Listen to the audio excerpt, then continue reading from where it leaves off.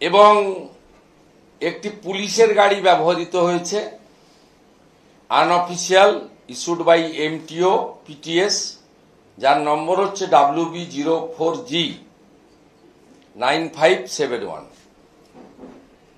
কলকাতা পুলিশের একটি গাড়ি WB04G9571। Police and police family are not entitled to press meet by মানে যা ওদের হ্যান্ডবুক আছে পিআরবি অ্যান্ড পিআরসি WBSR, এই অনুযায়ী এরা প্রেস কনফারেন্স করতে পারে না।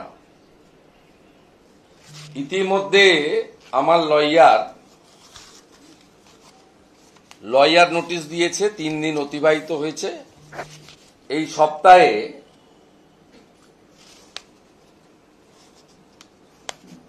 সপ্তাহে আমরা মামলা করব, মানহানির মামলা। এবং এই যে যাদের বউরা এসেছিলেন, আতাউর রহমান খানের স্ত্রী সালমা সুলতানা, আতাউর রহমান পোস্টিং আছে BGL MTS brigade headquarter. Priyanka Chatterjee Dey, wife of constable 2255 Sayanta Dey, posted at detective department, deputed to headquarter. আরেকজন হচ্ছে অমিতা বেজ, এরাই লিড করেছেন, বেশি ফটফট করেছেন, আবার আপনারা পাংচারও করে দিয়েছেন। বেলুন থেকে গ্যাসও বেরিয়ে গেছে, ছুটে পালিয়েও গেছে। অমিতা বাজ, wife of ASI 18138 Atanu Baj, office address posted to port division, deputed to enforcement branch.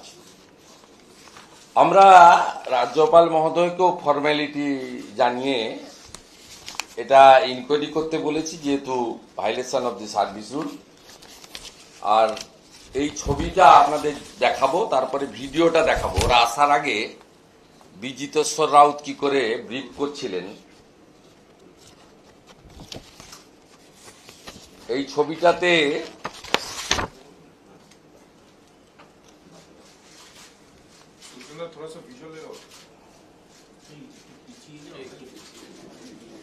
এইদিকেও দেখতে পাবেন, আপনি অন করুন।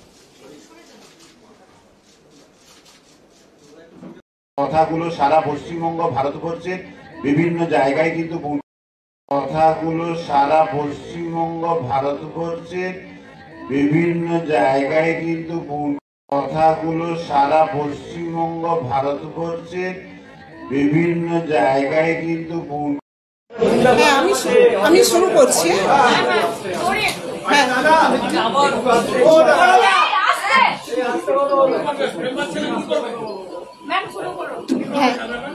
আমার নাম সালমা সুলতানা। এই যে 9 আগস্ট 25 যে নবান্ন অভিযানটা হলো, আমাদের যে বিরোধী দলনেতা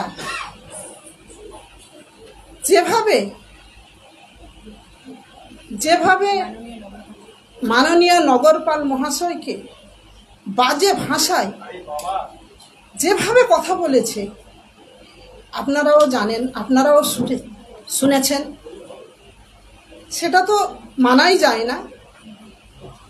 একজন আমাদের পুলিশ কর্মী ভাই প্রশান্ত পোদ্দারকে যেভাবে প্রাণে মেরে ফেলার চেষ্টা করেছে, তার জন্য তো আমরা ধিক্কার জানাই।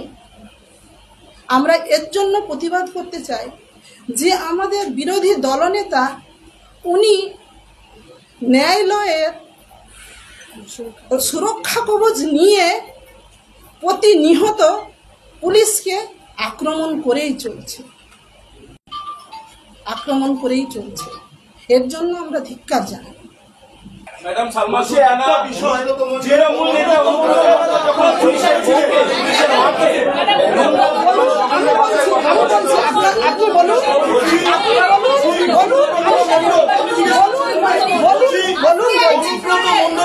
আপনারা কেন চুপ ছিলেন? না, চুপ নেই, আপনি বললে হবে না। আমরা রবীন্দ্র সদনে করেছি, আপনারা বললে হবে না। বলুন।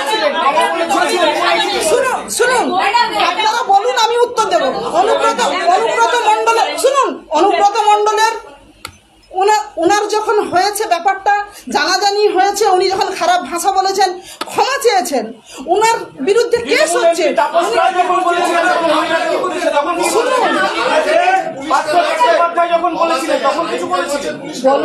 আপনারা কি শুধু সিলেক্টিভ হয়েছে বলেন? না,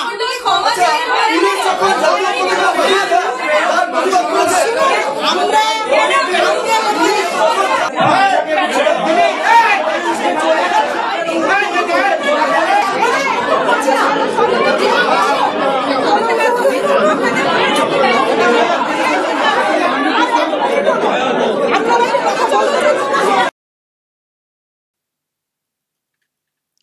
এই সব হয়েছিল। শেষ পর্যন্ত ওনারা পালিয়ে গিয়েছিলেন। কলকাতা প্রেস ক্লাবে একটা প্রেস মিটের আয়োজন করা হয়েছিল। পুলিশ পরিবারের তরফ থেকে ওয়াইফরা, স্বজনরা, তারা সব এসছিলেন শুভেন্দু অধিকারীকে টার্গেট করে কথা বলতে, কিন্তু ওখানে থাকা যারা সাংবাদিক তারা এমন সব পাল্টা প্রশ্ন করে বসেন যে শুভেন্দু অধিকারী নাকি নগরপালকে কুকথা বলেছেন, তার জন্য বলতে চলে এসছেন। আর কেষ্ট মণ্ডল, অনুব্রত মণ্ডল যখন আপনাদের পুলিশ অফিসারের বউ মাকে নিয়ে কুৎসিত যে আক্রমণটা করেছিলেন, খিস্তিটা করেছিলেন, তখন কোথায় ছিলেন? ওনারা বললেন তখন না, উনি ক্ষমা চেয়েছেন। তো পাল্টা প্রশ্ন হচ্ছিল, আসলে এত প্রশ্ন এত দিক থেকে আসছিল যে কোনোটাই পরিষ্কার হচ্ছিল না। যেটা আমি পরে শুনলাম যে ক্ষমা চাইলেন, হয়ে গেল, ক্ষমা চাইলেন, মাফ হয়ে গেল। আর উনি তো পাত্তাই দিচ্ছিলেন না। আর আপনারা এক্ষেত্রে প্রতিবাদ করতে নেমে পড়লেন, আর উনি ক্ষমা চাইলেন আর চুপ করে বসে রইলেন। বলছেন তদন্ত হচ্ছে, তাহলে এখানেও তদন্তের জন্য ওয়েট করতে পারতেন। আপনারা তো পুলিশের লোক, পুলিশ সুমোটো কেস করতে পারে, তদন্তের আওতায় আনতে পারে। তো হলো 9 তারিখে, আর 2 দিন পরে প্রেস মিট করতে নেমে পড়লেন। কারণ এটাকে তদন্তের আওতায় কেন আনা হলো না?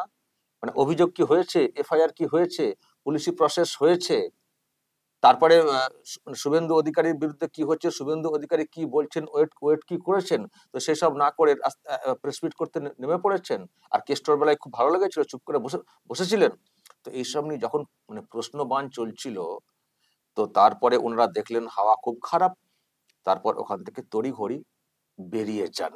কিন্তু বেরিয়ে গেলে তো হবে না, শুভেন্দু অধিকারী তো ছাড়ার পাত্র না। ওখান থেকে প্রেস মিট করে বেরিয়ে চলে গেলে তো হবে না, শুভেন্দু অধিকারী তো বের হতে দেবেন না। উনি যেটা করেছেন, উনি নোটিশ পাঠিয়েছেন, উনি আইনি নোটিশ পাঠিয়েছেন। দুটো বিষয়, একটা হচ্ছে যে পুলিশের যে রুল আছে, পুলিশ পরিবারের কেউ এইভাবে প্রেস মিট করতে পারেন না। পুলিশ এমন একটা ফোর্স, মানে এটা একটা অন টাইপের ফোর্স, তো এরা কখনো ওই রকম প্রেস মিট করে কিছু বলতে পারে না। এটা রুলের নিয়মের বিরুদ্ধে।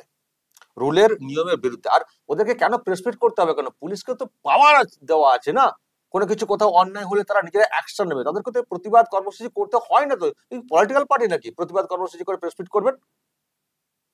সেই জন্য ওদের হাতে এমনিতেই ক্ষমতা দেওয়া আছে অ্যাকশন নেওয়ার ক্ষেত্রে, আইনি অ্যাকশন নেওয়ার ক্ষেত্রে।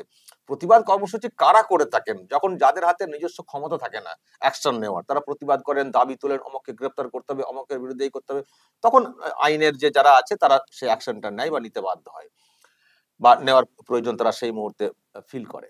তো যেখানে পুলিশ নিজেরাই সুমোটো কেস করে অ্যাকশন নিতে পারে, তো সেখানে প্রেস মিট করার কি প্রয়োজন রয়েছে? ফলে এদের এমনিতেই এই ধরনের সিস্টেম নেই প্রেস মিট করার, কিন্তু ওনারা প্রেস মিট করেছেন, ফলে নিয়ম ভঙ্গ করেছেন, পুলিশ পরিবারের লোক হয়ে নিয়ম ভঙ্গ করেছেন। এক, আর দ্বিতীয়ত শুভেন্দুকে টার্গেট করে যে ধরনের কথা বলে গেছেন ওনারা, যে উনি কোর্টের রক্ষা কবচ নিয়ে আছেন, তারপর করে থেকে পুলিশকে বারবার আক্রমণ করছেন।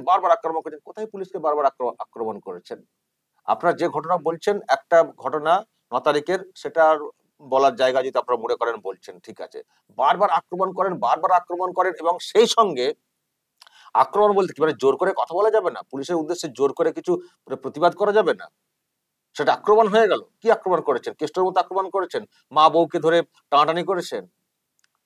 আর আরেকটা কথা, শুভেন্দুর বক্তব্য, উনি কোত্থেকে রক্ষা কবচ পেয়েছেন না পেয়েছেন, তো এত জ্বালাটা কেন ওনাদের? রক্ষা কবচ কি পুলিশ দিয়েছে নাকি? যারা এসছেন তার ওয়াইফ বা যারা, তারা কি দিয়েছেন নাকি রক্ষা কবচটা? রক্ষা কবচ উনি আইনের জায়গা থেকে পেয়েছেন, উনি সেই যুক্তি দেখিয়েছেন আইনজীবীদের মাধ্যমে, কোর্ট রক্ষা কবচ দিয়েছে প্রয়োজন মনে করেছে বলে। এটাই এই জন্যই প্রয়োজন মনে করেছে কোর্ট, কারণ পুলিশ ফালতু ফালতু মিথ্যা মিথ্যা কেস দিচ্ছিল। এই যে নেমে পড়েছেন প্রেস মিট করতে, আপনাদের বরেরা তারা যে কি করেন, আপনাদের হাজবেন্ড যারা আছেন পুলিশের, তারা যে কিভাবে পুলিশ পরিচালনা করছেন, পুলিশের সিস্টেম জানেন না? কিভাবে মানুষকে মিথ্যা কেসে ফাঁসায়, এই সেকশনটা জানেন না?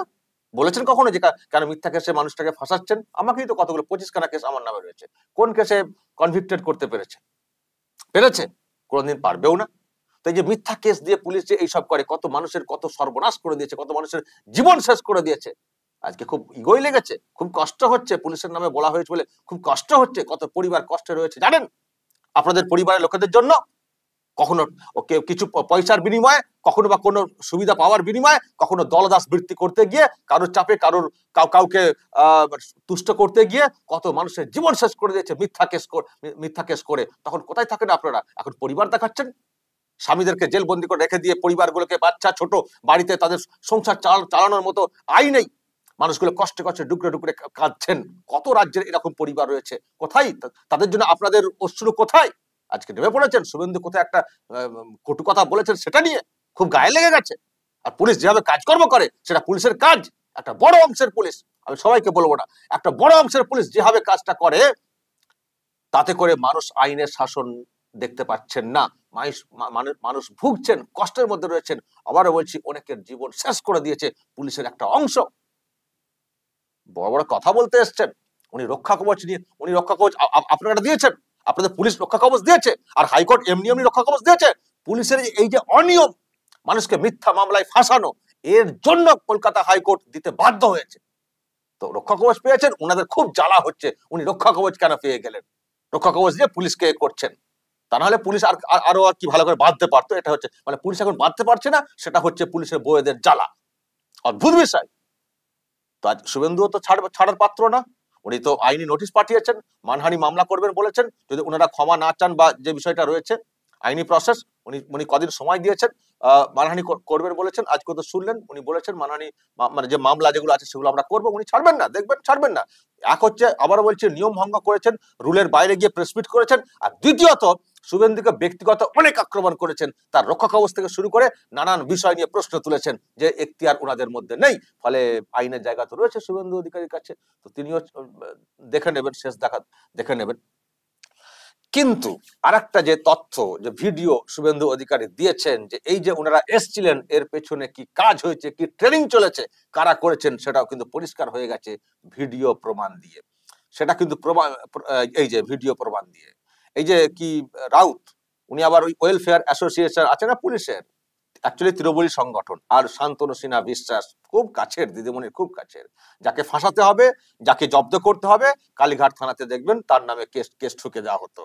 এই যে নেতা ওখানে আছেন না, পুলিশ নেতা শান্তনু সিনহা বিশ্বাস, যার শুধু পদোন্নতি হয়, সেটা নিয়ে আজকে শুভেন্দু অধিকারী বলেছেন যে অতিরিক্ত পদ তৈরি করা হয়েছে, ডিসি পদ, এবং সেখানে ইনাদেরকে সব মানে পোস্টিং করে দেওয়ার ব্যবস্থা, বারবার এক্সটেনশন দিয়ে বিরাট সুবিধা দেওয়া হচ্ছে পুলিশের মানে সরকারের তরফ থেকে। আর উনিও সুবিধা করে দিচ্ছেন, যেমন যেমন বলছেন কালীঘাট থেকে, তেমন তেমন শুনছেন, এবং ওয়াইফদেরকে রাস্তায় নামিয়ে শুভেন্দুকে টার্গেট করার চেষ্টা করেছিলেন। তাদেরকে ট্রেনিং দেওয়া হয়েছিল, এখান থেকে এমন করতে হবে যাতে এই বার্তা সব জায়গায় পৌঁছে যায় বলে। দেখুন ওই যে মহিলা একদিকে দেখুন, এই যে আরো চিহ্ন দেখানো হচ্ছে না, ওই মহিলাকে দেখবেন এখানে দেখতে পাবেন, এক সাইডে দেখতে পাচ্ছেন মহিলা, যে ওখানে যাদেরকে ট্রেনিং দেওয়া হচ্ছিল, এই বলতে হবে, এই করতে হবে, সেই করতে হবে, যাদেরকে ট্রেনিং দেওয়া হচ্ছিল, মহিলাদের যারা ওখানে আছেন, আরো আছেন, এই সাইডও দেখতে পাবেন আছেন, সালমার যে নাম বলা হচ্ছিল, সালমা ম্যাডাম, যাকে আরো চিহ্ন দেখানো পরিষ্কার দেখতেই পাচ্ছেন। তো ওখানে ট্রেনিং দেওয়া হয়েছিল, ওখানে ট্রেনিং দিয়ে মানে কি বলতে হবে না বলতে হবে, পুরো পুলিশের তরফ থেকে ট্রেনিং দেওয়া হয়েছিল। সেই ট্রেনিং নিয়ে ওনারা এখানে এসেছিলেন, কিন্তু এসেও সব ল্যাজে গোবরে হয়ে গেছিলেন। যারা সাংবাদিক ছিলেন এমন সব প্রশ্ন করেছিলেন, সব ল্যাজে গোবর হয়ে গেছিলেন। এবং তাদেরকে এখন প্রেসমিটের ব্যাপার সেখানে গাড়ির ব্যবস্থা করা হয়েছিল, এবং পুলিশ গাড়ির ব্যবস্থা করা হয়েছিল। সেই পুলিশ গাড়ির একেবারে নাম্বার সমেত শুভেন্দু অধিকারী দেখিয়ে দিয়েছেন যে কি সব মানে ব্যবস্থা করা হয়েছিল, কি ধরনের মানে এই এখানে আসার জন্য। আমি দর্শক সেই ছবিটা আরো একবার দেখাতে চাই। এইসব দেখিয়ে দিয়েছেন শুভেন্দু অধিকারী। কোথায় লড়বেন শুভেন্দুর সঙ্গে লড়তে গেলে আরো শক্তভক্ত হতে হবে, উনি অত নরম না। একটা প্রেস মিট করে যা ইচ্ছা তাই বলে ফেললাম, ব্যাস ওনার মান সম্মান একেবারে টানাটানি হয়ে যাবে বা ওনাকে জব্দ করে দেওয়া যাবে, এইসব বলে শুভেন্দুকে জব্দ করতে পারবেন না। আপনার বড়েরা অনেক চেষ্টা করেছেন কেস টেস দিয়ে, তারা পারেননি। আর আপনারা বইরা এসছেন শুভেন্দুকে জব্দ করতে একটা প্রেস মিটের মাধ্যমে, একটা অনৈতিক প্রেস মিট। পারেন ওনার সঙ্গে, এখন জবাব দিন, জবাব দেবেন। রুল ভঙ্গ করেছেন, এবার চাকরি থাকে কিনা দেখবেন। এখন হয়তো থেকে যাবে, এখন তো সরকারি তো করাচ্ছে, তাদের কথা শুনে আপনারা করেছেন, সরকারি লোকজনদের কথা শুনে করেছেন। কিন্তু সরকার পাল্টালে এই যে নজির, এই যে ডকুমেন্ট তৈরি হয়ে রইলো, এর জেরে ভবিষ্যতে ওই বড়দের চাকরি থাকবে কিনা এখন সেটা দেখবেন। বিশেষ করে শুভেন্দু অধিকারী যদি কখনো ক্ষমতায় চলে আসেন, দেখবেন তারপর কি। উনি এমন লোক না, উনি ওই কড়াই গন্ডায় বুঝিয়ে নেওয়া বা বুঝিয়ে দেওয়ার লোক, আর উনি সহজে ভোলেন না। দেখেছেন তো প্রেস মিট, যে কোনো বিষয় দেখবেন কোন তারিখ কটার সময় কি বলেছেন, কি নাম, একেবারে ডিরেক্ট বলে দেন। আমি তো বলে থাকি শুভেন্দুকে চলন্ত লাইব্রেরি। শুভেন্দু অধিকারী হচ্ছেন চলন্ত লাইব্রেরি, উনি সব বলে দেবেন একেবারে, মানে এআই এর মতো। ক্লিক করবেন, ওনাকে বলা হবে অমুক দিন, ডেট টাইম ধরে সব একসঙ্গে বলে দেবেন। তাহলে উনি কিন্তু সহজে ভোলার লোক না, উনি যে ছাড়বেন না পরিবর্তনের পরে এটা কিন্তু পরিষ্কার। ফলে যারা এই কারো কথা শুনে গদগদ ভাবে এখানে প্রেস মিট করতে এসেছিলেন, এবার ভাববেন পরবর্তী জীবনটা কিভাবে চলবে পরিবর্তনের পরে। দর্শক বলবেন আপনারা যা বলার, এবং নজর রাখবেন আরামবাগ টিভিতে।